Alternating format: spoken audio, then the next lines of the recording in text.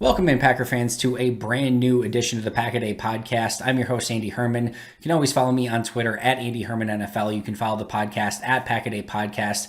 Hope you all had a tremendous weekend. For those of you who are Wisconsin sports fans, I hope you enjoyed the Bucks finals victory in Game 3. A finals victory in Milwaukee seems insane. Obviously hasn't happened during my lifetime, so certainly something to celebrate. I will be at Game 4 personally, so hopefully the Bucks have gone 2-0 in the games that I've been to so far, so hopefully we can make that 3-0 and then tie the series up 2-2 as things kick back to Phoenix. But it's been a great series so far. I'm looking forward to that greatly. But of course, this is not the Bucks a Day podcast. This is the Pack a Day podcast. So let's jump in and talk some Green Bay Packers. And for those of you who have been following me for any period of time, you know that I like to do different sort of exercises just to kind of feel things out and for a variety of reasons. But one of the reasons that I like to do things is just kind of see how Green Bay stacks up against the competition. So we've heard kind of this offseason, there was another one of these fantastic articles over the weekend that popped up on Twitter, went a little bit viral. I think it was the Vikings. Correct me if I'm wrong on this, but I believe it was some writer who said, regardless of whether Aaron Rodgers is a Packer or not, the Vikings are the team to beat in the NFC North, which, okay, settle down, Vikings writer. Maybe the Vikings end up winning the NFC North. Whatever, whether Rodgers is quarterback or not, anything can happen in any given season, but they're certainly not the favorite going into the season if Aaron Rodgers is in fact the quarterback for the Green Bay Packers. That is, of course, the Green Bay Packers who would be the favorites going into the season. This is a team that, again, went out of their way to really maintain a team that's been to back-to-back NFC championships, that still seems to be heading in the right direction, that has a ton of talent, premium players at all the premium positions. So how can we kind of measure just how good does Green Bay stack up against the rest of the division? So that's how I put together this exercise today. And what I'm going to do is I'm going to try to build my 53-man roster using just the NFC North. And what does this accomplish? So how I'm going to construct this is, let's take safety, for instance, right? So Adrian Amos, Harrison Smith, Darnell Savage, Eddie Jackson. It's a really good group of safeties within the NFC North. So you might say, all right, I'm going to say the top two are Harrison Smith or Eddie Jackson. Those are going to be my two safeties, except that's not how we're going to do it. So you can only have one number one safety. So I'm going to just say Eddie Jackson, Harrison Smith, and Adrian Amos are all number one safeties. Doesn't matter who Detroit has. It doesn't stack up to those three. So I'm going to say of those three, Harrison Smith is my safety. We'll get to more on that in a second. And then my number two safety, I'm going to say Darnell Savage is better than any of the other NFC North's number two safety. So I can't have Harrison Smith and Eddie Jackson. I'm going to go Harrison Smith and Darnell Savage. So doesn't mean those are the two best safeties in the division. It means that Harrison Smith is the best number one safety and Darnell Savage is the best number two safety. Of course, again, wide receiver would be another great example. I would love to have Devontae Adams as well as Allen Robinson, but unfortunately, those guys are both number one receivers, so I can only have one of them. You guys know already which one I'm going to choose, but we'll get to that in just a moment. So that's how we are conducting this exercise. It's not the best 53 players that's in the division. It's who's the best number one quarterback, who's the best number two quarterback, who's the best number one running back, and so on and so forth. And what this will tell us is which team, ultimately stacks up as the best, who has the most players, who has the most starters, all of those sorts of things. So let's go position by position and see how many Green Bay Packers are on this list. How do the rest of the teams stack up? Are the Packers the number one team on this list? And who had, in fact, the most starters of the group? So let's kick things off at quarterback. And of course, the reigning MVP as of this moment, as I am recording this, if you go to thepackers.com and go and look at the roster, Aaron Rodgers, number 12, still exists on the active roster. I know as I was going through my top 50 players, if you were following me on YouTube, my top 50 players, Aaron Rodgers was my number one. I got a comment that said, how can Rodgers be number one? He's not even on the team. Go to Packers.com, check the roster. He's still on the roster as of this moment. So as of right now, he's in the division, and he is my number one quarterback if I had to pick one today. I'm not certainly going with Kirk Cousins. I'm not going with Jared Goff. Not going with either of the Bears quarterbacks. Andy Dalton. This is a clear Aaron Rodgers victory in this category. Number two quarterback, a little bit tougher. I think I'm going to say Justin Fields is, as of right now, the backup, which then puts him head to head with Jordan Love, Kellen Mond, who just got drafted. Maybe a certain Tim Boyle in Detroit as well. But I think for me, if I had to choose today, and I know he's a rookie, but I'm going to go Justin Fields. And I think Justin Fields went a little bit ahead of Jordan Love. We know a little bit more about Jordan Love and the fact that, last season he couldn't beat out Tim Boyle, as the number 2 guy. I just think there's maybe a little bit, upside's the wrong word, because Jordan Love has as much upside as any quarterback that's ever played. But, Justin Fields is still the more untapped player that, again, we don't know quite enough about. Top 12 selection with Chicago. And I'm just going to say, if I was comparing the notes of those 2 quarterbacks for me personally, pre-draft, I'm going to give a slight nod to Justin Fields over Jordan Love. You want to swap those 2 out, certainly give another notch in the column to Green Bay when we total things up at the end. But as of today, I am going with Justin Fields as my number 2 quarterback. Running backs, very interesting. Again, Dalvin Cook, Aaron Jones. You could have a very strong conversation about both of those guys. I'm going Dalvin Cook as my number 1 running back. Number 2 running back, you could have a very serious discussion as well. Do you want to go A.J. Dillon in Green Bay, or do you want to go Tariq Cohen in Chicago? And actually, Alexander Mattison as well in Minnesota could very well be in that conversation as well. Jamal Williams in Detroit. It's a really good group of number 2 running backs. I'm going to go Tariq Cohen. If you, again, want to go A.J. Dillon, certainly would not fault you for going in that direction. I wouldn't fault you for Alexander Mattison either. He's a heck of a running back and would be a good number 1 on most teams. It just so happens that Dalvin Cook is that number 1 running back in Minnesota, so he doesn't quite get the amount of carries that most players of his caliber would get, even as a number 2 running back. So I'm going to go Tariq Cohen just because I lean towards this being a passing league. And I think what Tariq Cohen can bring to the table as a pass catcher, as a running back, as a returner, I think he just adds a little bit more value than maybe a Madison or a A.J. Dillon. I don't need a runner. That's what Dalvin Cook is for. So I'm going to go Tariq Cohen in that spot. And then number 3 running back. This is another really tough one. All 4 teams in the North selected young, talented running backs on day 3 of the draft. Khalil Herbert in Chicago, Kene Nwangwu in Minnesota, Jamar Jefferson in Detroit, Kylan Hill in Green Bay. Pick your poison. Again, I'm not going to, fault you for picking any of those guys. I'm going to go with Kylan Hill because I loved his tape and I'm excited about it. And maybe that's going to be my one sort of homer pick here. If you're kind of, picking nits a little bit, I'm gonna go homer a little bit here and say Kylan Hill. But again, if you wanted to go Herbert and Nwangwu, Jamar Jefferson, Kylan Hill, and certainly Nwangwu was a 4th round pick, so he would probably get the nod. On draft position, I guess, alone. But you could go any of those 4, but I'm going Kylan Hill just because I love what I saw on tape. Fullback / H-back. CJ Ham would be a great pick here for Minnesota, but again, maybe a little bit of a homer pick. I'm going Josiah DeGuara. I just think what he's ultimately going to bring to the table is so much more valuable than what a CJ Ham can bring as a pure fullback in Minnesota. I think DeGuara being able to be used as an H-back, fullback, tight end, special teams guy, you can line him out wide. You can do so many different things. I just think that adds so much more value than just a pure fullback with what Minnesota has in CJ Ham. Ham's a great player as a fullback, but again, it's just a limited value sort of thing. So I'm going DeGuara at fullback / H-back. Wide receiver is a position that I was surprised as I went through this. I think Green Bay cleans up here for the most part. Davante Adams is the best, arguably the best receiver in the league, but certainly the best wide receiver in the NFC North. So he gets my number 1 spot. Number 2 is going to Minnesota. Pick your poison as to whether or not that's Adam Thielen or Justin Jefferson. You can make an argument that Thielen's still the 1 and Jefferson is the 2. I personally think at this point Jefferson is their best receiver, so if that puts him on the number 1 line, then I'll still take Adam Thielen as number 2. But it's Davante, whatever Minnesota wide receiver you want to put there. I'm still going MVS as the best 3rd receiver in the division. Amari Rodgers is the best 4th receiver. Devin Funchess is the best 5th receiver, and Equinemius St. Brown is the best 6th receiver. I don't think if you go through like Anthony Miller, you could maybe make an argument against an MVS or an Amari Rodgers, depending on if you put him as a 3 or a 4. But he's really struggled the last couple seasons. He hasn't stayed healthy. There's rumors that they were looking to trade him.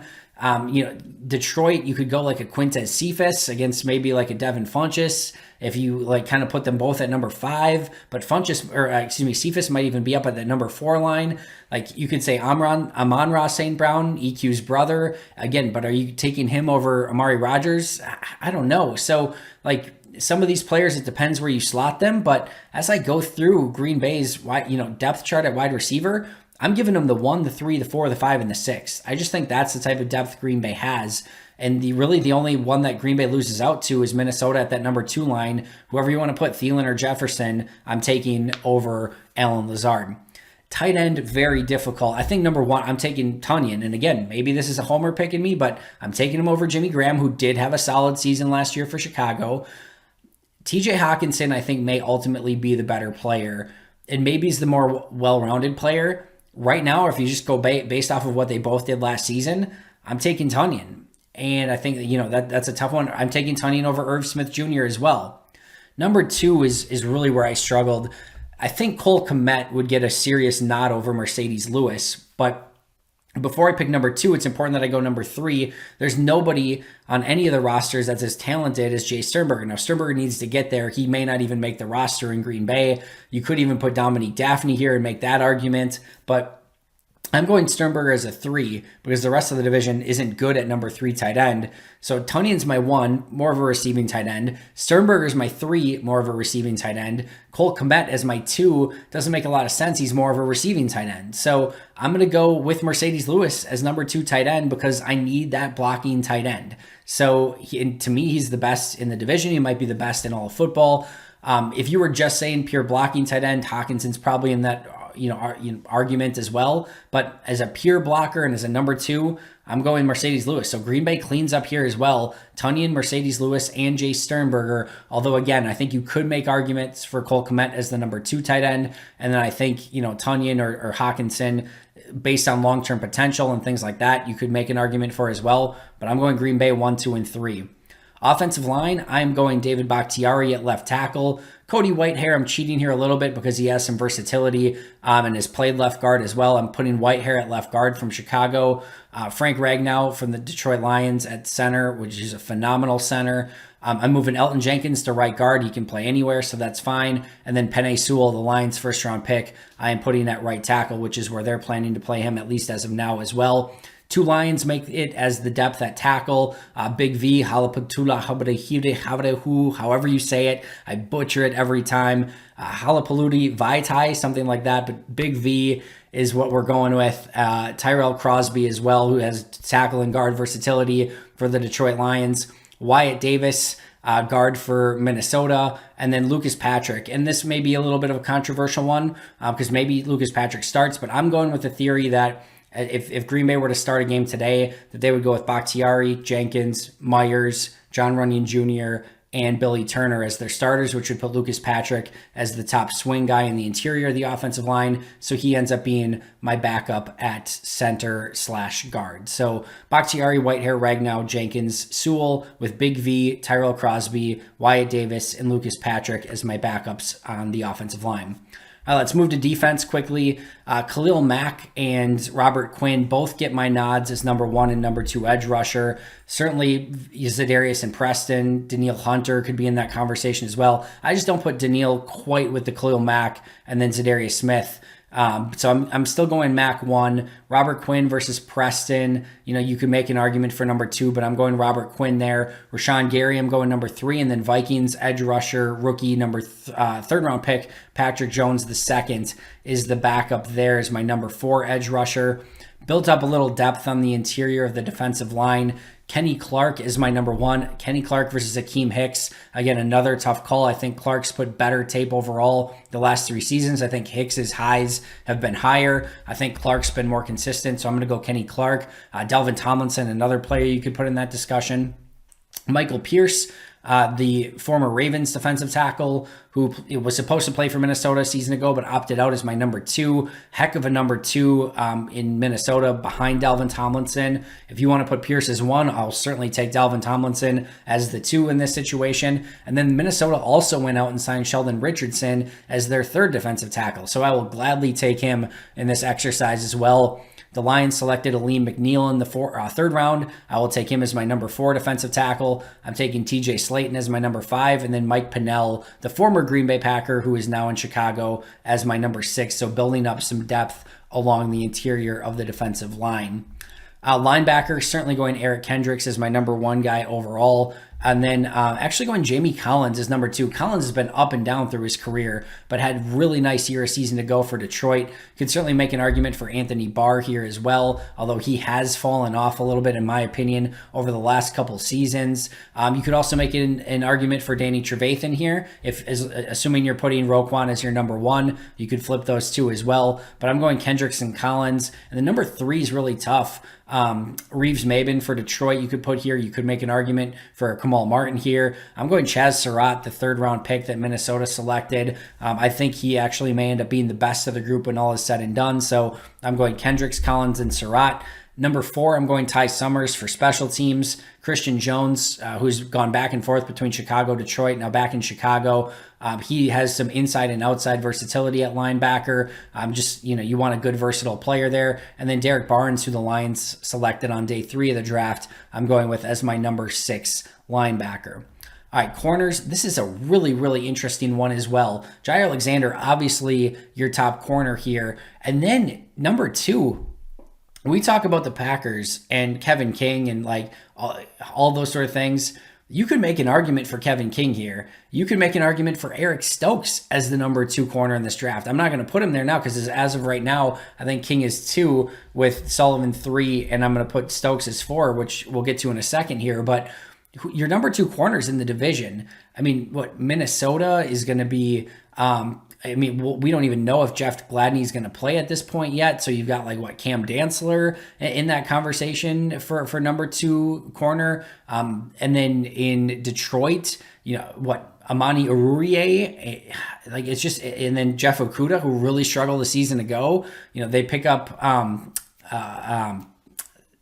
Melifonwu. Sorry about that. They picked up Melifonwu, Obi's brother, in the 3rd or 4th round of this year's draft, a player that I really, really liked. So he's a player that Fatu Melifonwu is who it was, a player that I loved in the draft. But are you expecting him to come in and be a number 2? The Bears go with Desmond Trufant, who was with Detroit last year and really struggled, and it seems past his prime at this point. There's no great number 2 corners in this league. So I'm still going Desmond Trufant because he's been better for a longer period of time. But there's no great answer there. I'm going Bashad Breeland as my number 3, who's in Minnesota right now.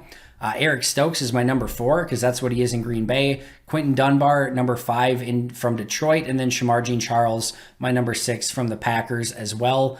Safety, Harrison Smith, as I kind of alluded to earlier, is going to be my number 1 safety from Minnesota. Darnell Savage, my number 2 from Green Bay. DeAndre Houston Carson, again, great special teams player for Chicago, has some positional versatility at safety, being able to play free or strong as well. He's going to be my number 3. And then Cam Bynum from Minnesota, who was a corner at Cal in college, now making that switch to safety for the Vikings, will be my number 4 as kind of a developmental guy. And then I've got Jack Fox, the punter from the Lions, Mason Crosby, the kicker from the Packers, and Don Muhlbach, the longtime long snapper for the Detroit Lions. So that ultimately is where my roster ended up.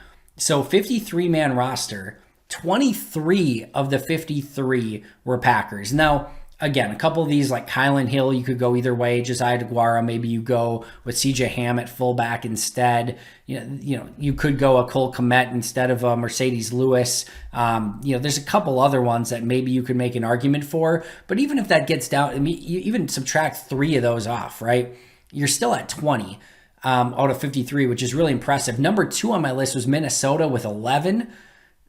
So even if you're at 20 and Minnesota gains 1 there or something, you still have a +8 on the overall roster here. And right now they're +12 based on how I put this together. Detroit was 3rd with 10 total players, and Chicago was 4th with 9 total players. So looking at it a little bit closer and who had the most starters, I kind of do 12 starters for both sides because I include the number 3 receiver and the number 3 cornerback. So I know there's only 11 on the field, but I'm counting 12 starters. Of the 24 starters, the Packers had 10 of them, including Aaron Rodgers, Josiah DeGuara, Devontae Adams, Bobby Tunyon, David Bakhtiari, Elton Jenkins, Kenny Clark, Jair Alexander, Darnell Savage. I'm missing a couple other ones as well, but you get the point. A lot of talent on this Green Bay team that is going into, in my opinion, arguably the best players that currently reside in the NFC North. So what do we kind of learn from this?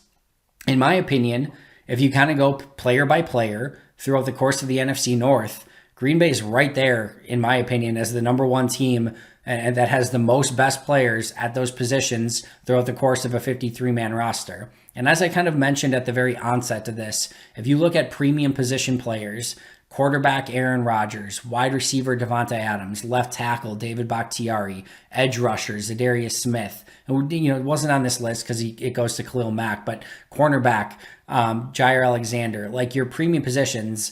And then, it's not like nose tackle Kenny Clark, safety Adrian Amos, running back Aaron Jones are chopped liver either. You arguably have the best kicker in the division in Mason Crosby. Like, these are some fairly important positions that Green Bay controls. Now, again, not to say that if Aaron Rodgers is gone and Jordan Love is the quarterback, that Green Bay can't struggle this upcoming season, but still pound for pound, player for player, Green Bay is as good, if not better, than any other team in this league. And if the difference is between Jordan Love and Kirk Cousins, Jordan Love and Andy Dalton, Jordan Love and Justin Fields, Jordan Love and Jared Goff, outside of Cousins, who I think would be the clear favorite as quarterback in that division, Green Bay is still better everywhere else, in my opinion, than any other team in this division. So Green Bay stacks up very well. And I think it is the other takeaways on this is that, we talk about, well, the Packers don't have enough weapons. Go look at the wide receivers in the division. The first, third, fourth, fifth, sixth best wide receivers on their teams, in my opinion, are all going to Green Bay's favor. Defensive back, you can make an argument, Kevin King over Desmond Trufant. You can easily make that argument. Neither are all that great. Rashad Breeland in Minnesota, Cam Dantzler in Minnesota. Go look at Minnesota's secondary, Chicago's secondary. Of course, Minnesota got Patrick Peterson, which is why Dantzler was 2, and then Rashad Breeland was 3, which is why I put him there. So, Minnesota is okay, but I don't know. You look at some of these teams, there's some serious flaws in some of their roster. Detroit's secondary is a nightmare. Yes, they have Okudah. Yes, they got Aurier. Yes, they have, who was a player I liked a couple years ago. Yes, they got Melifonwu, and a lot of bizarre names. Okudah, Aurier, Melifonwu. Those are great names, but and young, talented players. But Green Bay's secondary is right there with any of them. And certainly when you add guys like Jair and Amos and Savage, that adds a ton of value over some of these other teams. So, if you group position groups, maybe you get a different result here, but I really like how Green Bay stacks up in comparison to the rest of the NFC North. And oh, by the way, I like their coach the best. There's a lot of things that are going right for this Green Bay Packers organization. And as you stack them up against the Bears, the Lions, the Vikings, who knows how this upcoming season will play out. 17-game season, which means those divisional games matter just even a little bit less. It's only 6 of the 17 games that you're going to play.